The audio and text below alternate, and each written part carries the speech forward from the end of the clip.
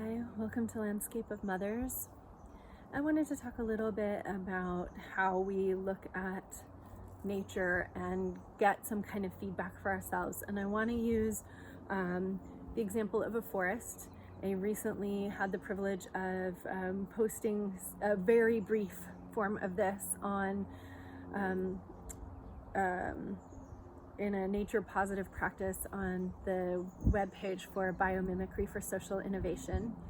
And we've been talking about parenting as leadership there. And so I was able to contribute to a few of their things. So go on over and check them out if you get a chance, because they're really fun. And take this lens with you about parenting is how can we look at nature and get some kind of feedback for ourselves about our family, about questions we might need to ask ourselves, ways of being that we might want to start to emulate. What values does it require us to cultivate and to express with our behaviors and with our interactions with our family and our communities in order to build these kinds of things? So we talked over there about forest ecosystems, the way that different age groups in the forest contribute and need different things, and how those needs are interrelated and in fact complementary.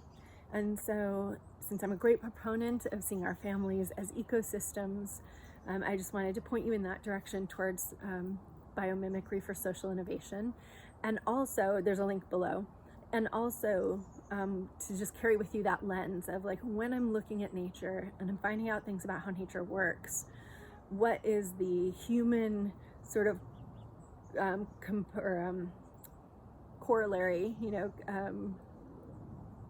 what does it look like in a human being, and how do I reproduce it, and what kind of value system do I need to be living by in order to produce it? So one of the contributions I did there was on forests, how there are large trees in the forest that are really creating that nourishing and protective environment for the young who are going after growth and development, and that those two things, that growth, development, and integration, are part of the same system.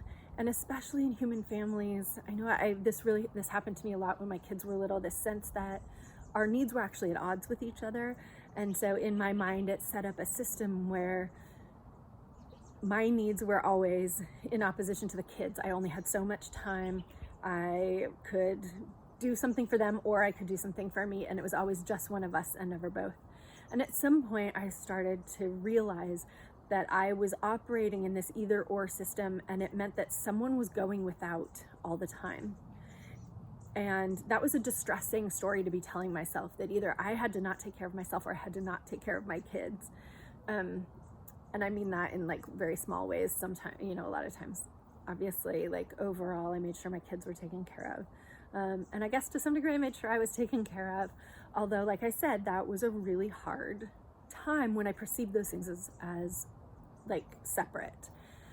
To look at a forest, we would say that in an ecosystem perspective, we would say that what one is doing, everyone is benefiting from to some degree or another, right? And that to see that those needs that everyone has are integrated when we look at them as a system, instead of as individuals, then it's a lot easier to start weaving together sort of the questions I started to ask myself as a parent of young kids. Was like, how can we do something that meets my need for X and their need for Y, right? Like where is the Venn diagram, actually, is kind of what I ended up looking for. Is like, what activity can we do that gives them that opportunity for growth and development and practice and play?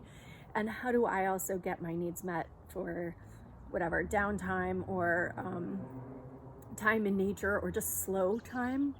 And so I started looking for a lot more of the overlap. And I think that's that benefit that we get from looking at nature and natural systems. So look to the forest, look at how those things are starting to work, how those things work together, how the old trees and the young trees are functioning together.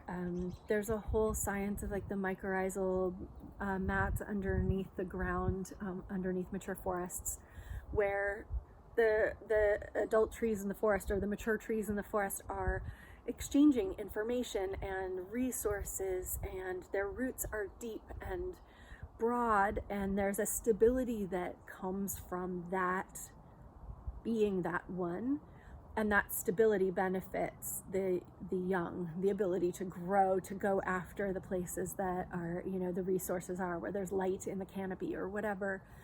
And so just noticing how those things are working together, when we can create a story for ourselves that looks more like an interactive, interconnected ecosystem, cooperative, mutualistic, or symbiotic kind of relationships, and then everything becomes a lot easier. The path forward becomes, instead of either here or here, there is the Venn diagram of where we can all meet together. And so I hope that helps to kind of start to see a little bit. Obviously, we can sometimes take very much more specific animals or plants or things to look at how do they really do that thing, that can give us a little more insight into our own personal worlds, and kind of meeting us where we're at. But that requires a little more of a one-on-one conversation. So if this intrigues you, know that I am very happy to have one-on-one conversations with folks. So you can reach out by email, jill@jilldeneen.com, also in the space below this video. And if you like the group conversations, or you're interested in biomimicry, or more about how we kind of look at nature with an eye or a lens toward how is this being solved in a way that doesn't cost so much in terms of cost to other beings, then head on over to Biomimicry for Social Innovation, and Biomimicry, I think they're at 2.0 now. Those are sort of sister organizations. So thanks for being here.